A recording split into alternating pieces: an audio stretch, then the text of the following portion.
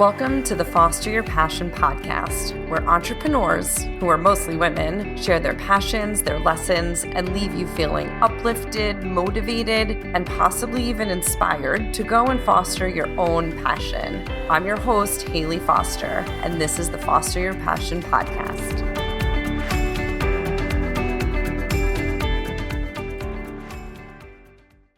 Welcome back to the Foster Your Passion podcast. I'm Hayley Foster, and I am so excited today to be having this conversation about all things menopause with my friend Sue May. Sue, thank you so much for joining me today. I appreciate you and your time. Yeah, thank you. Absolutely. So this is like the hottest topic out there. And I keep wondering, is it a hot topic because I'm now in that age group, or is it just a hot topic in general because it's been quiet for so long? And I think our generation of Gen Xers is just like, no, we need to put this out into the open. So tell me a little bit about your journey as to how you got into talking about menopause, running a menopause business, and all the things. Yeah, absolutely. So I'll go a little bit back in time. I became a health coach in 2005, which was way back when it was not quite the common thing that it is now. And it was a school that was in person. And after going through that, I had previously been an elementary school teacher. So it was a little bit of a career switch. I did a bunch of different things. I did worksite wellness programs. I did nutrition for kids, education,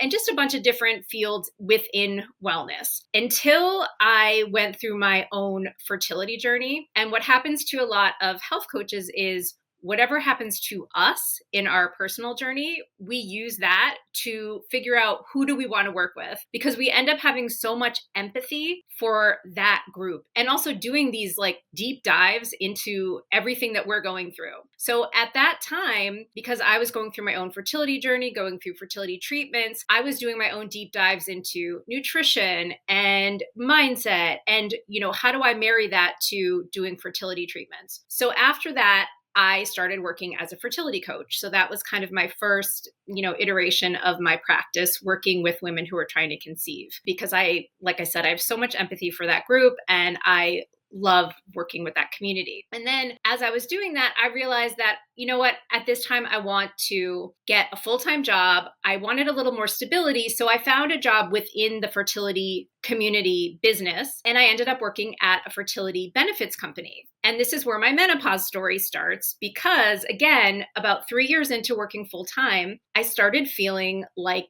from out of nowhere. And I didn't understand, because I was a health coach. I was eating all the right things. I was exercising. I was getting enough sleep, no gluten, all the things that we are told we know we're not supposed to do. But at the same time, I was not sleeping. I was feeling, kind of depressed and anxiety out of nowhere. I was having brain fog. I was having joint pain, things that I didn't understand. Why was this happening to me all of a sudden? And I was working full time. So I was a mess, basically. And I wasn't getting any answers from doctors. No doctors. I mean, in my 50s now. So that was the perfect storm of perimenopause at that time. It was a few years ago.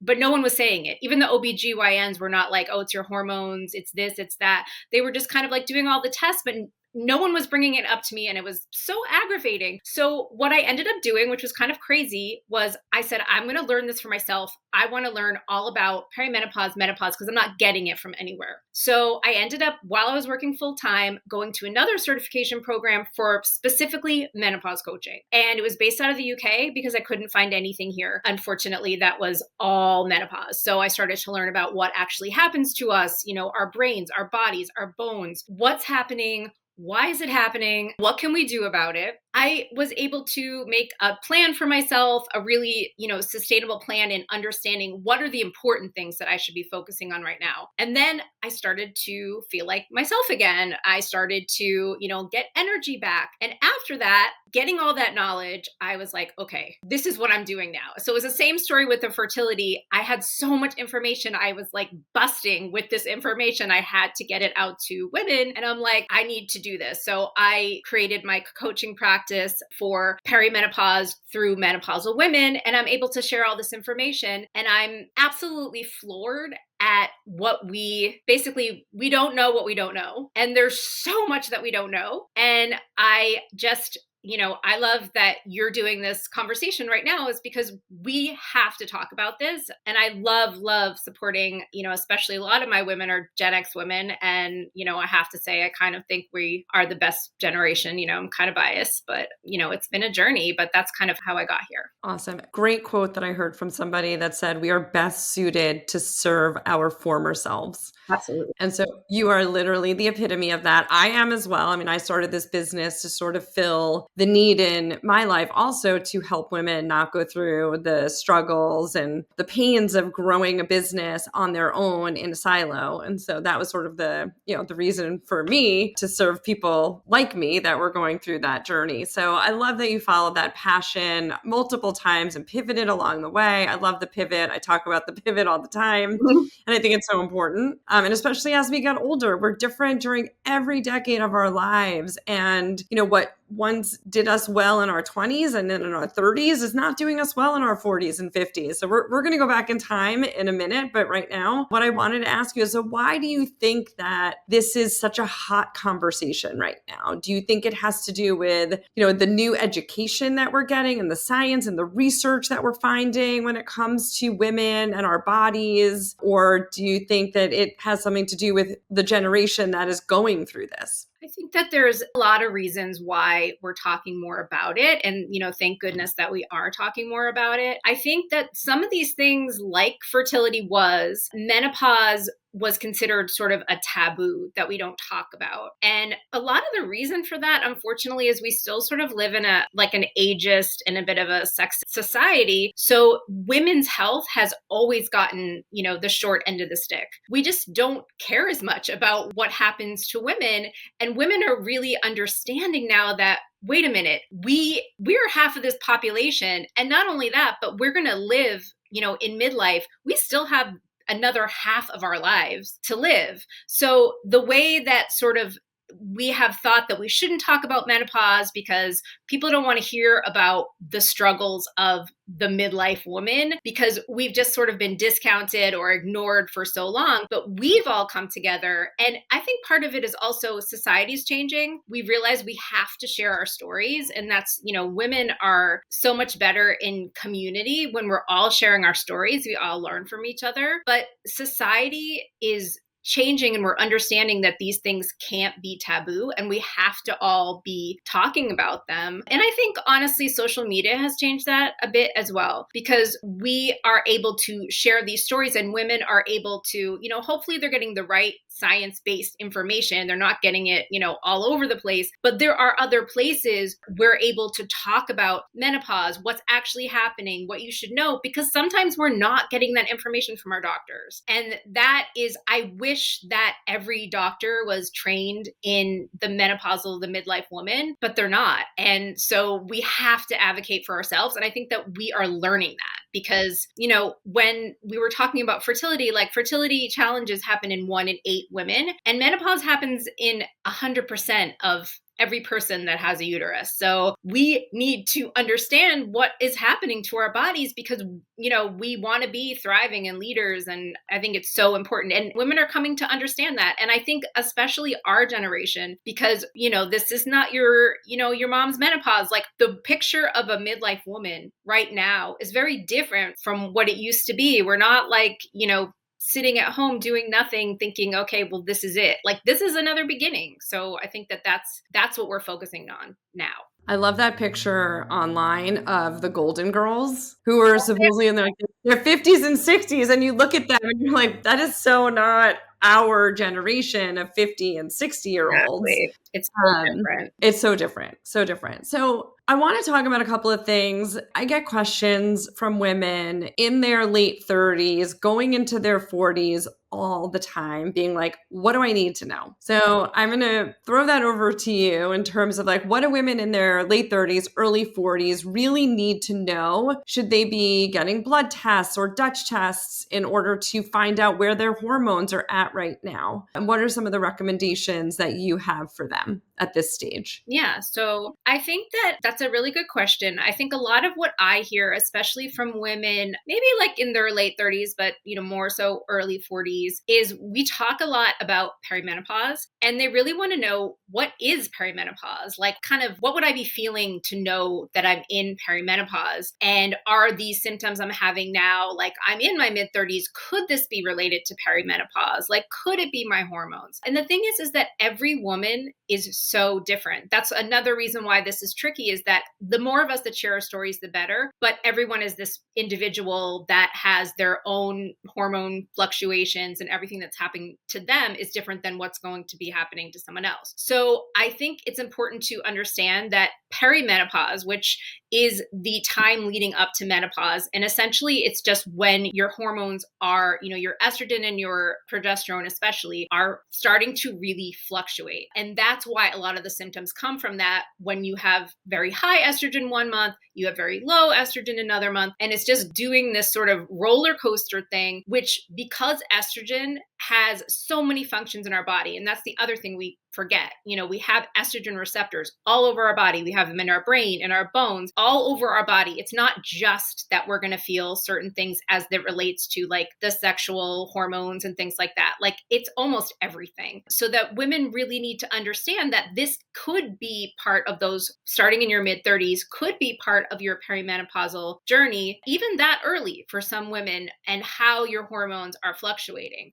If you're systematic, if you have symptoms at that time, yes, it would definitely be a good idea to check your hormones. The tricky thing about that is, when you're in perimenopause, it's very hard to do blood work. And that's because you change so much from month to month. It's not this picture of, when you're in menopause, you're pretty much going to be low across the board whenever you test. If you're in perimenopause, I could test one month and have really high estrogen. I could test next month and have low estrogen. So it's really hard to get that true picture. And things like the Dutch test are great, to test your hormones, your metabolites, like how, your hormones are being processed. But that's not necessarily going to be for every woman, depending on what they want. Like, do they want to pay the money for that? Because that's not necessarily going to be covered by insurance. What do they want to do? But I think talking to someone and understanding what your body is doing, even getting some resources from really reputable places, understanding what is perimenopause, what are all these symptoms attributed to, is an important thing. Just know your body, and feel that it's okay to reach out for support to understand these things and do what's best for you, because that's the most important. Well, let's rewind a little bit too. I'm going to be completely honest and say that I had no idea like what estrogen did, what progesterone did, what your sex hormones are doing. And it's, people think like, oh, if my estrogen is high, I could get breast cancer. There's all of these crazy misconceptions about your hormones. And I think to go even a step further back is to understand what hormones you have as a woman, because women are shocked when they find out like, oh, they have testosterone. Like, of course you have testosterone. It's a hormone. But they don't understand like, why do I have testosterone? If I have high testosterone, does that mean like if I work out, I'm going to put on muscle? It's, I think, such an ignorance because we haven't talked about it. It's not we're being ignorant. I think, the world was ignorant in terms of like, it wasn't talked about. No one wanted to know like what was going on inside their bodies. We didn't need to know, like, just happens, just go with it. It's menopause, it's your period. I mean, go back to like your period. Like there was no like sit down and have a conversation about what really happens in your body. You're so young when you have that conversation in school. And then you're so embarrassed to even be talking about it because there's boys in the room. They do it a little bit differently now, but still, I think that start there. Start with understanding and use Google, the Google machine. Start by understanding like what your hormones are and what they do inside your body. Like before I took a Dutch test, I didn't even know like what adrenals were doing with my hormones and how they were processing them. Right. So, and what adrenal fatigue even is. We're not even going to get into, we don't have to get into that, but I think it leads to the conversation around this study that is like all the rage. Everybody that I follow in the, let's just call it the health and wellness and longevity space, is talking about women and hormones and hormone replacement therapy and the study that was done years ago and how messed up those numbers actually are. So I would love to hear your take on that study. Yeah. If you want to just like talk about the, what the findings were back then and why they are so skewed, that would be great. Sure. So you're talking about the WHI study, which is the Women's Health Initiative. And this was a study that was done back in the 1990s and was halted in the early 2000s. And it was a huge study. It was like 161,000 women that were in this study. And they originally started that study to actually see what the health benefits of taking HRT were, because they knew for many years women were just given HRT because they knew it was preventing heart disease. It was helping them in many different ways. So they were regularly giving women HRT and they wanted to see what were the benefits. So that's why originally that study was started. And then when it was halted in 2002, the investigators came out and said, everybody stop. We think that we found that this is causing a higher rate of breast cancer in the women that are taking the hormone replacement and different issues that they thought they had found. So, spoiler alert, they came back in the investigators, and this wasn't so that was really big news when they stopped it. It was like front page news. Millions of women stopped taking hormones. It was front page like this. You would see it everywhere, like hormones cause breast cancer, this huge, huge news everywhere. Now, they walked back almost all of those findings, and I'll tell you why. But back in 2017, the original investigators actually came back out with sort of like, okay, we were wrong about certain things. This is why. But you didn't hear about that the way that those headlines were so big, because it wasn't as sort of, news has to be exciting and like it has to, whether it's good or bad, it has to be big. And that wasn't big. So that didn't get, that kind of news reporting that, oh, they came back and they actually said, oh, you know what, we were kind of wrong. Like we did some things wrong here and we're going back on these findings now. So you probably didn't hear about that. But what they came back to say was in that study, so the women that were in that study, they were older. They were, maybe like 60s, like a lot of them were 10 years out from already having been in menopause. Using hormones in that body is very different from using hormones in a woman who is just approaching menopause that hasn't had all that time for the lack of estrogen in the body to like do the things that it does, like build up, sometimes plaque in the arteries or different thing that's happening. So it's very different than using hormones on a woman that is approaching menopause. The women already had health issues, like a big majority of them, they had, obesity issues. They were smokers. Like they had a lot of health issues already. So that was another issue. They were using synthetic hormones. They were using Premarin. They were using progestins, which are also synthetic. They weren't using micronized progesterone. They weren't using bioidentical estradiol. You can't necessarily compare those sorts of synthetic hormones to the bioidentical hormones that we use now, or even, the ones FDA approved, the patch, estradiol. That's bioidentical. It's not the synthetic that they were using. And researchers have come back and said, you know what? We actually have found that using hormones at an appropriate safe time in a woman's life, if they are a candidate, because of course there are risks, can actually prevent, osteoporosis, which is, getting a fracture is like sometimes when you're older is like a death sentence. Like you get a fracture and some of these women don't heal and that's spending their rest of their life in bed. And that's the end of that. Like we can prevent osteoporosis. We can help prevent heart disease with this. We can help our brains. Like, they're doing all these studies now that it can help prevent dementia. So there's actually a lot of good things, but a lot of doctors, unfortunately, are still sort of going by the debunked WHI of 2002 when we have all this new information. And that's what we need our doctors educated on, is like, this is what we need to be going by. So let women understand this and make choices for themselves. What are some of the biggest questions that you're getting from women when it comes to HRT? Well, the biggest one probably is, does it cause breast cancer? Because that's still, in women's minds. And the thing is, I will say from all the studies that I've read and all the sort of, big wigs in this space will tell you that it does not cause breast cancer. And if you have, an estrogen positive breast cancer, you shouldn't take it because it will feed that breast cancer and help it to grow. But it will not be the cause of the breast cancer itself.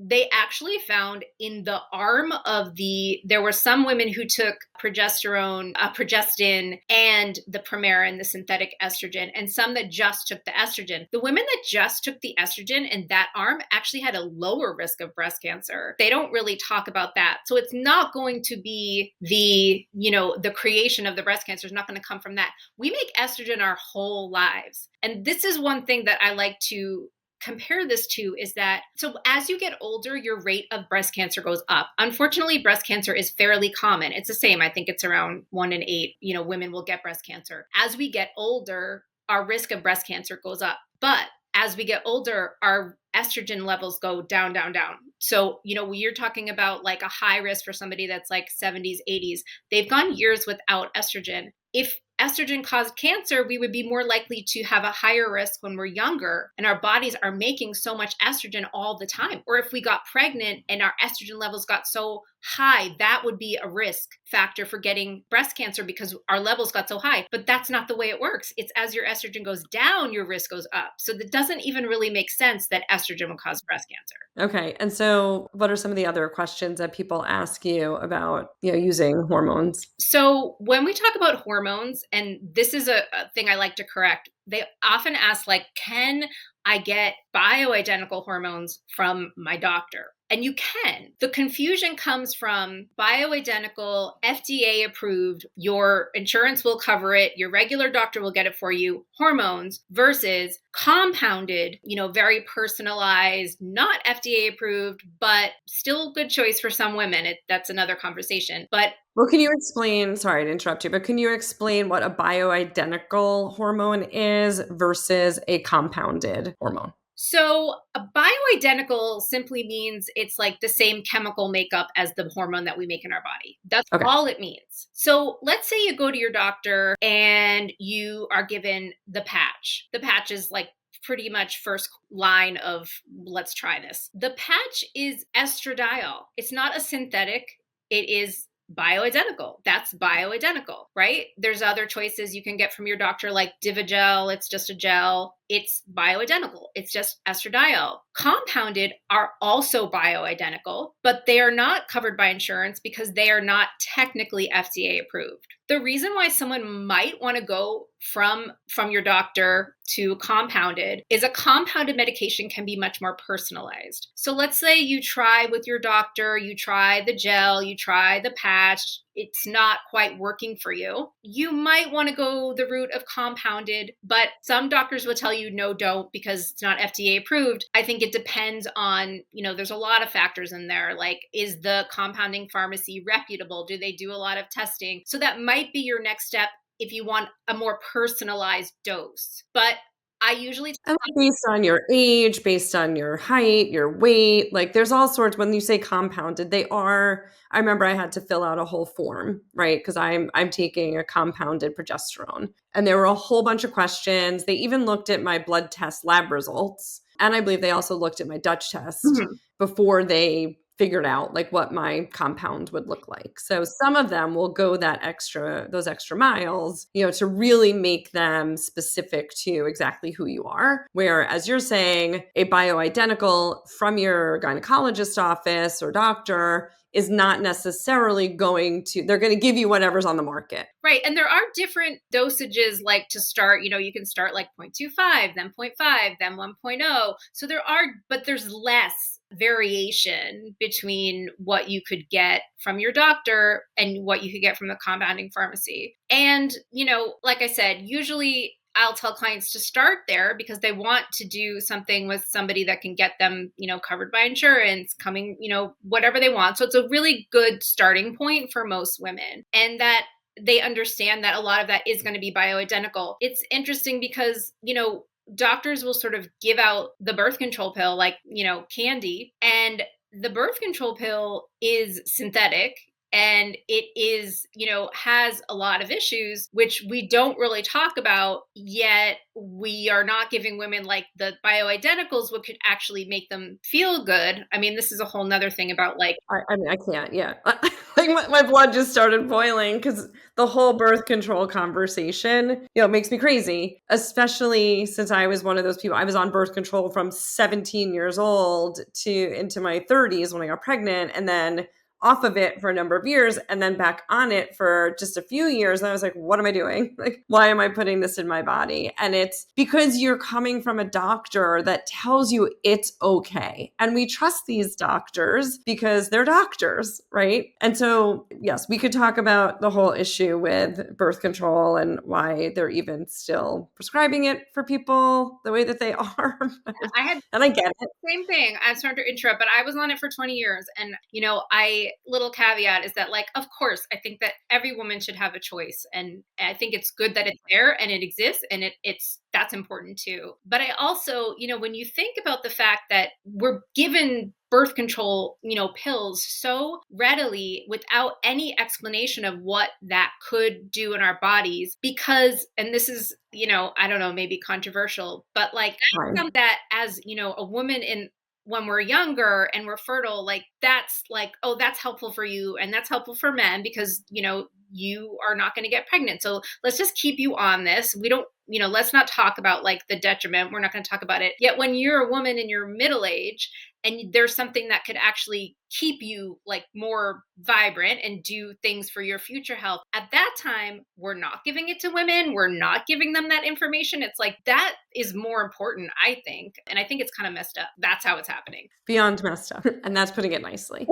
So I'm going to actually, in the show notes, I'm going to put in, so I shared with you an article from Peter Attia on hormone replacement therapy, which I'm going to put in the show notes. I'm also going to put in a couple of podcasts that I've recommended to people to listen to when it comes to getting some education on what's going on with your bodies and hormones and menopause. There's a number of different people I follow as well. And I don't know if you've started reading or read Peter Attia's new book called Outlive, which I'll also put a link to in the show notes because he goes into this deeply in terms of what's going on with women, and he talks about the study, and he goes into all of the things that we can die from and how it's taken a very long time for our, let's just call it our society, to do testing on women in general, and do testing on drugs in general, which, is probably why they weren't telling us back in the 90s, or even 80s,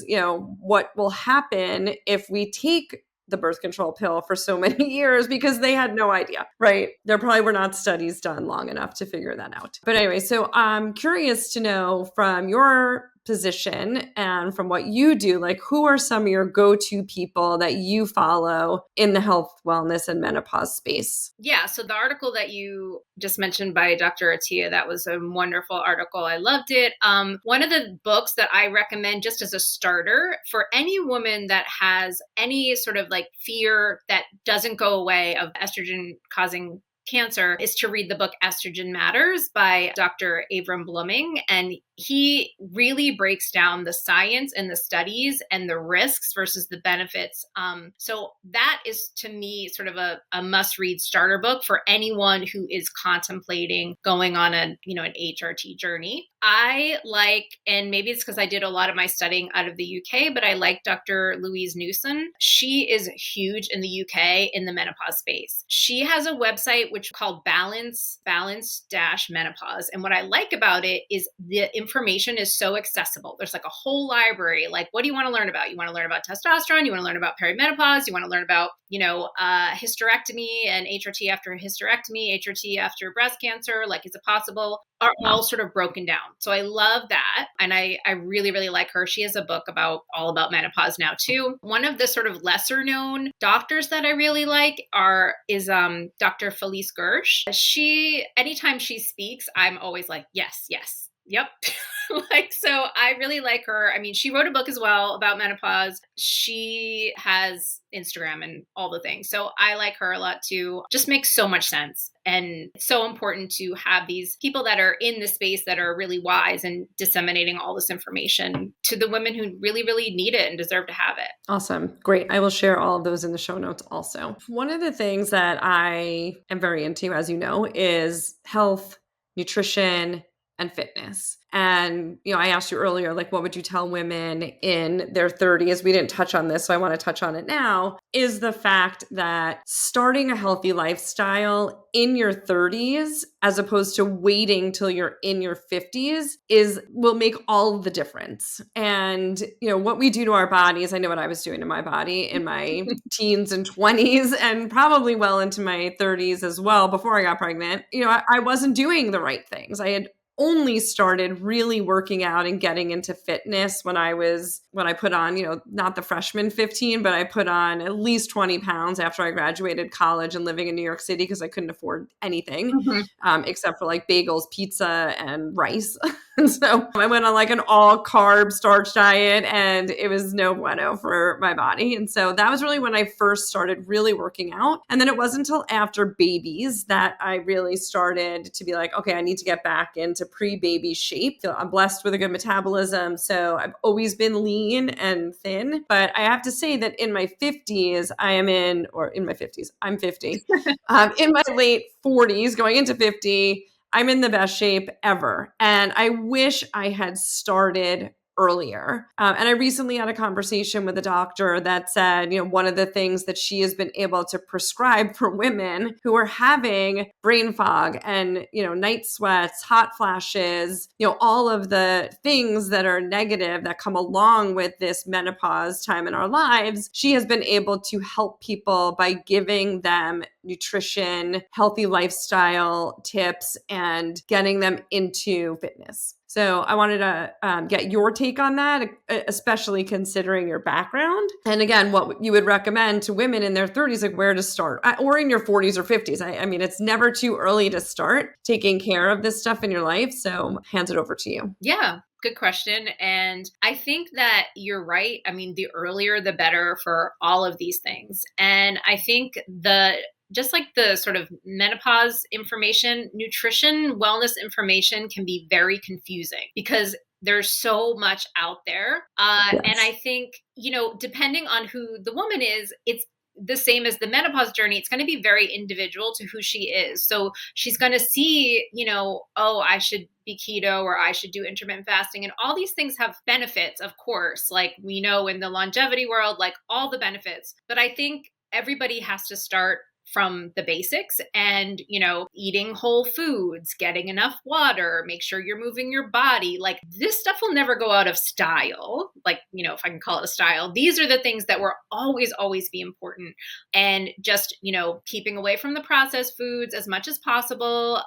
So those are the things that are important as far as the basics. One thing that I found that I work with my clients on, especially during menopause, are what I call the ABCs. So it's like eating anti-inflammatory foods. And I talk a lot about what is inflammation, working on our blood sugar balance, because that's something, as you know, is super important, and our cortisol regulation. And what I love about focusing on those three things is that it makes this really nice Venn diagram in that when you're focusing on one, you're usually focusing on another. So, when I talk about anti-inflammatory foods, usually things like, wild salmon and berries like blueberries or, olive oil, things that are decrease inflammation in our body. And one of the reasons I focus on these three things too is the other thing that estrogen does. And I know you asked for the younger, but for women that are in menopause, estrogen, when it's at regular circulating levels, helps our body lower inflammation. It helps blood sugar balance. It helps with cortisol. So once you don't have that anymore, like the regular circulating estrogen, you have to focus a little bit more on that. But I also think that mindset is super important when it comes to your food, because I don't think that I think that what happens sometimes in wellness circles is women get really sort of obsessive and about eating the right thing all the time. And I think that there's a really healthy balance that has to happen so we don't get into that zone of stressing ourselves out so much because we're not eating perfectly all the time. I think that, you have to give yourself some grace, and you have to have sort of understand the balance of all that and not let yourself go down that hole of, I have to eat, right all the time. As long as you're focusing on these things for the most part and getting, and like you said, exercise, like the one thing that I think just to let every woman, in midlife know is that you have to start lifting. You have to start lifting heavy things because I heard this quote the other day. It was like, I'm not working for my summer body. I'm working for my old lady body. Like, I'm working for my old lady can pick this up, can, reach things, can get up, can sit down. Like, that's what I'm working for. I don't really care that, I don't need to be like the perfect this or that. I just want to be strong. And that's what I think women need to focus on and remind themselves is that this is for you to be strong. This is for you to have a long, healthy life. F the whole whatever you're supposed to look like or be like, this is for you to, be strong and healthy for the rest of your life. That's what we need to focus on, not, the perfectionism, this, that. That's the most important thing. 100%. And there's a chapter in Dr. Atia's book where he talks about the centenarian decathlon. And he tells you to make a list, and he's got his own list, but he tells you to make a list of all the things you want to do when you're 100 years old.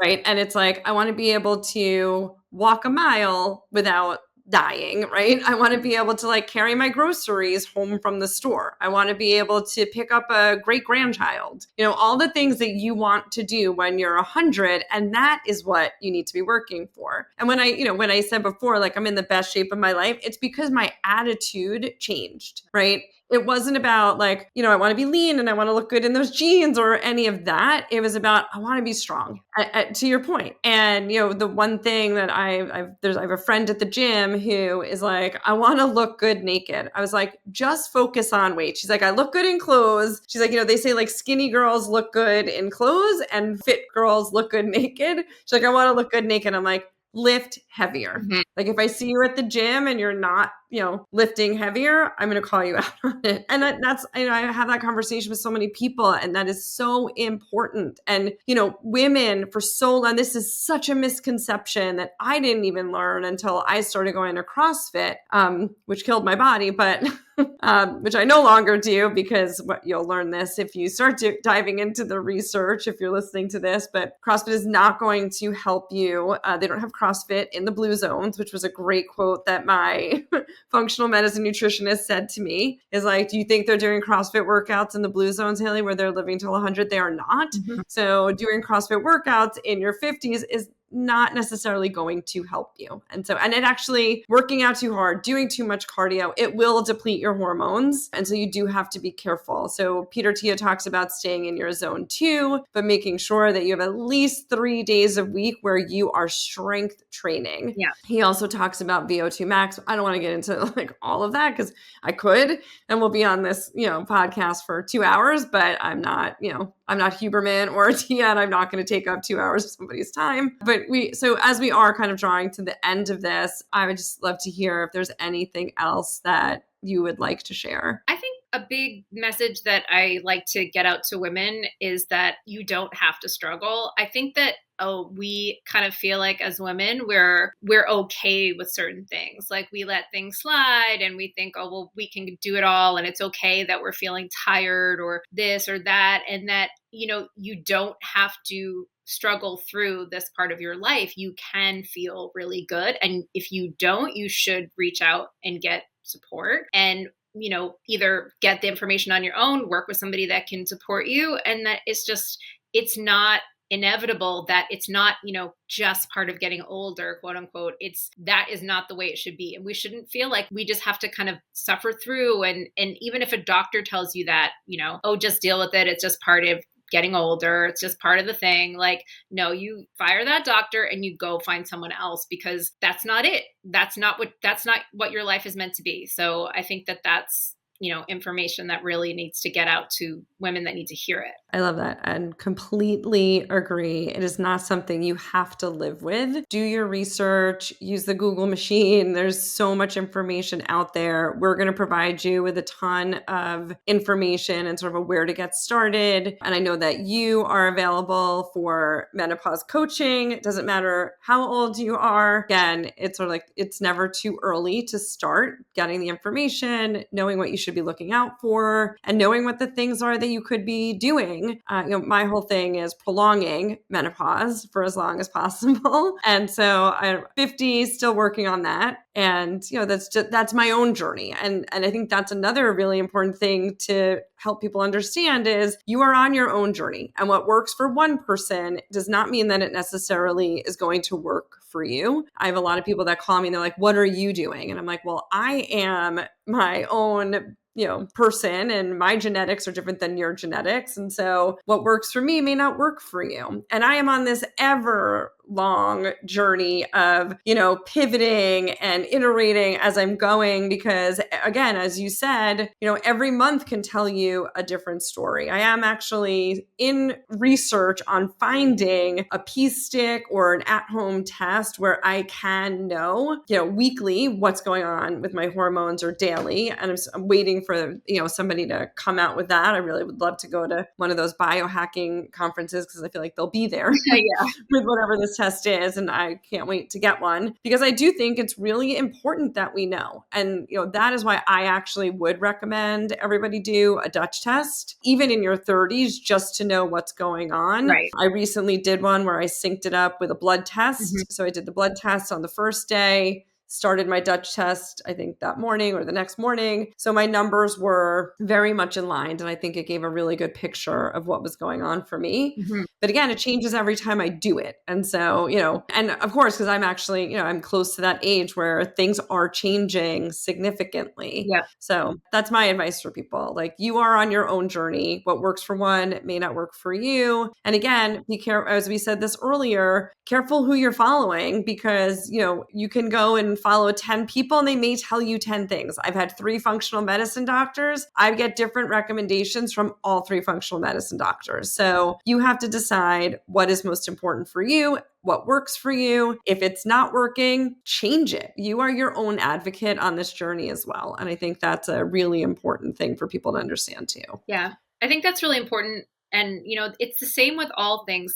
And just briefly, if women start doing hormone replacement therapy, they have to understand that it's not necessarily going to slap on a patch and that's going to be it. That's going to be a journey too. Like, you might start at a certain dose, you might increase, you might, move from one thing to compounding. It's going to be trial and error, just like everything. So when you give something a try, it's not necessarily going to be, that magic thing that's just going to make everything better. You have to expect that it's going to be a little trial and error, and that's okay, because we always kind of like pivoting and going towards the thing that works. And then when we find it, that's awesome. But it's always a bit of, a back and forth, and that's, part of life. So, and a good thought. I'm trying to remember what it was.